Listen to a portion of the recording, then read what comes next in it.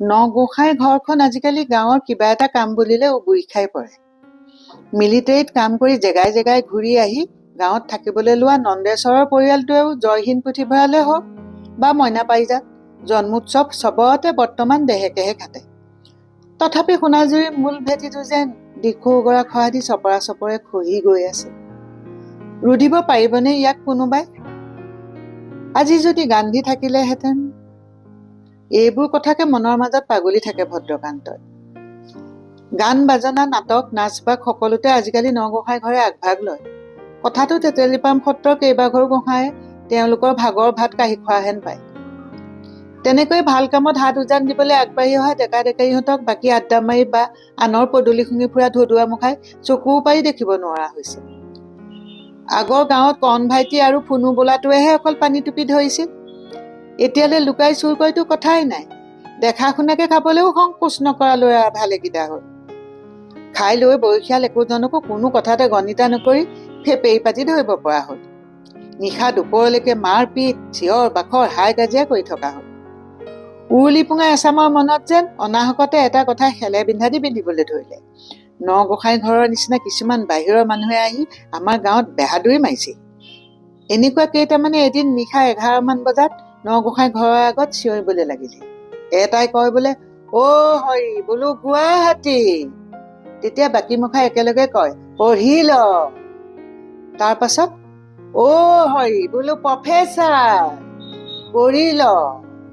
অ হৰি বোলো ৰাইজ, দেখুৱাই ল।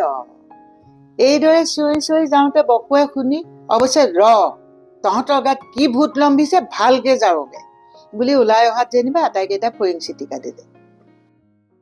তেতেলীপাম সত্ৰৰ অধিকাৰ দামোদৰ প্ৰভু এদিন গোসাঁই ঘৰত নাম লৈ থাকোঁতে ঢলি পৰিল।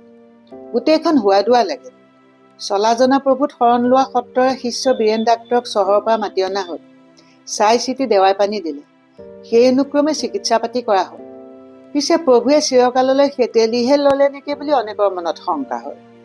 কীৰ্তিচন্দ্ৰ এদিন খবৰ ল'বলৈ যাওঁতে প্ৰভুৱে খেহাই খেহাই ক'লে বোলে ডাক্তৰে ফ্ৰুটছ জুচ লিকুইড খাবলৈ আৰু এক্সাৰচাইজ কৰিবলৈ কৈছে। অধিকাৰ দাদা বস্তুৱে ফ্ৰুটছৰ জুচ আৰু এক্সাৰচাইজৰ কথা কৈছে বুলি বুজাত অসুবিধা নহ'ল যদিও কীৰ্তিচন্দ্ৰই যেন গোসাঁয়ে কোৱাৰ ধৰণটো কিবা আখজা পালে। সোণাজুৰি কৌতিকলীয়া ভেটি খহিবলৈ ধৰিছে। ভদ্ৰকান্তহঁতৰ নিচিনা মানুহে বুজি পাইছে। কীৰ্তিচন্দ্ৰ সূৰুজ প্ৰভায়ো পাৰ হৈ যোৱা 18-19টা বছৰত সোণাজুৰিৰ জীৱন পৰিক্ৰমা উভতি চাই দেখিছে খোজবোৰ কেনেকৈ ক্ৰমে ক্ৰমে থৰক বৰক হৈ আহিব ধৰিছে। কিছুমান কথাত তেওঁলোকে একেলগে মিলি যুগুতি কৰিছে, কিন্তু সকলো কথা যেন আগৰ দৰে একে সূত্ৰে নেযায়। আজিকালি স্কুল কলেজবোৰ কোনদিনা বহে কোনদিনা নবহে তাৰো একো ঠিক ঠিকনা নোহোৱা লেখীয়া হৈছে। আজি মিটিং কালি মিটিং, খালি মিটিং আৰু মিটিং। কিবা বোলে নে আন্দোলন প্ৰতিবাদ। ক্লাছ নহ'ব বুলি শুনি কেতিয়াবা ল'ৰা ছোৱালী আঠ বাটৰ পৰা উলটি আহি ঘৰ ওলাবহি। হ'লেও বোলে ঘৰখনত কামতে কিবা এটা লাগো, সেইটো হ'লে নাই। এতিয়ালৈ পঢ়া ল'ৰা ছোৱালীবোৰ বাহিৰত দেখিবলৈ যিমান লায়কৰ যেন লাগক, ঘৰুৱা বনবাৰী পিনে চাবলৈ গ'লে কিন্তু একেবাৰে নেচেল। তোমাৰ হাতৰ বন কাঢ়ি লোৱাটো দূৰৰে কথা, তুমি পাচিও এগছ কোটা দুগছ কৰোৱাব নোৱাৰা। এনেকে থাকোঁতে সোণাজুৰিতো এদিন ডাঙৰ মিটিং এখন হ'ল। দেওবাৰৰ দিন, অফিচ কাছাৰী নাছিলেই। বাকী মানুহবোৰেও গাঁৱৰ ল'ৰা ছোৱালীহঁতৰ কথা মতে খেতি খোলা অন্য কাম কাজ বা হাট বজাৰলৈকো নগৈ মিটিঙলৈকে বুলি গ'ল। প্ৰথম মিটিংখন সোণাজুৰি প্ৰাথমিক বিদ্যালয়তে হোৱাৰ কথা আছিল যদিও পাছত তিনিওখন গাঁৱৰ ৰাইজ নাতিব বুলি হীৰাজুৰিত থকা বল খেলা পথাৰখনতে আয়োজন কৰাৰ কথাটো হ'লগৈ। আন্দোলন বুলিলে নে কি বুলিলে মিটিঙলৈ মাতিবলৈ অহা বলিন বোলাটোৱে জানো। বিদেশীকে দিবলৈ ৰাইজখনে হেনো এতিয়া তেনেকুৱা কিবা এটা কৰিব লাগিব। আহিছে আজি নৱজীৱনৰ ঢল, জাগিছে আজি মৰণ জয় দল, আহিছে আজি নৱজীৱনৰ ঢল বুলি পাৰ্বতী প্ৰসাদৰ গীতটো সভাৰ আৰম্ভণি গীত হিচাপে 10-12টামান ল'ৰা ছোৱালীক শিকাই বুজাই ল'লে উন্মিয়ে। সভালৈ জয়ন্ত বৰদলৈ বুলি এজনকে ধৰি কেইবাটাও ডেকা লৈ আহিছিল। গাঁৱৰে বলিন, দিগন্ত, সাগৰ এনেকে কেইটামানে প্ৰথমতে আলহীকেইজনক গামোচা পিন্ধাই চিনাকি কৰাই দেশৰ অৱস্থা সম্পৰ্কে তেওঁলোকে ৰাইজক বুজাই দিব আৰু সোণাজুৰি ৰাইজে এতিয়া সেইমতে বিদেশী খেদা আন্দোলনত অংশ ল'ব লাগিব বুলি কোৱাৰ পাছত আলহী ল'ৰা এটা ক'বলৈ উঠিল। ৰাইজখনৰ বেছিভাগে তাৰ কথাবোৰ বুজিও নাপালে আৰু ৰসো নাপালে।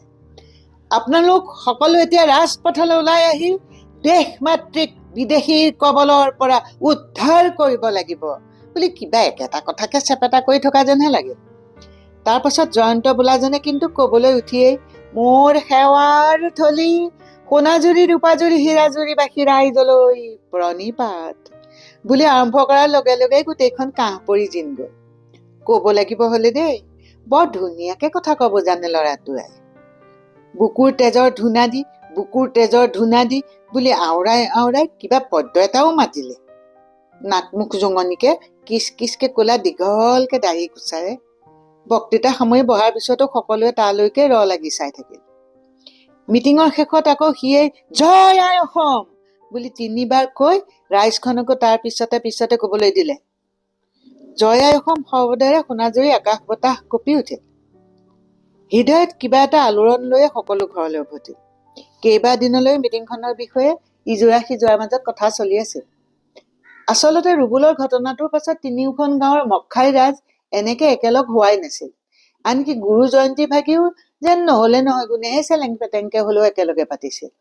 এতিয়া যেনিবা বিদেশী খেদাৰ নামতে ৰাইজখন আকৌ মুঠ বান্ধিছে। কথাটো দেখি বহুতে মনতে সন্তোষ পালে।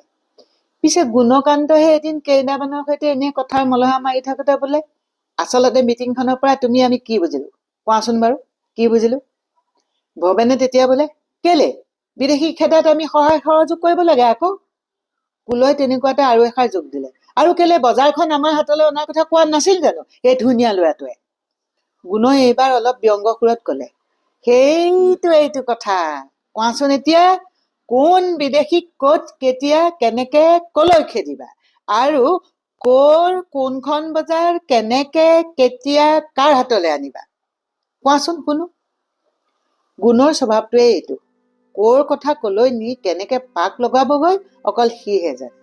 সেই গুণে কথাৰ ইমানতে মুখনি মৰে ভাল বুলি ভাবিয়ে ৰূপাই, তোমাৰ আৰু সেই বেটেৰী চোবা সহজটো নগল।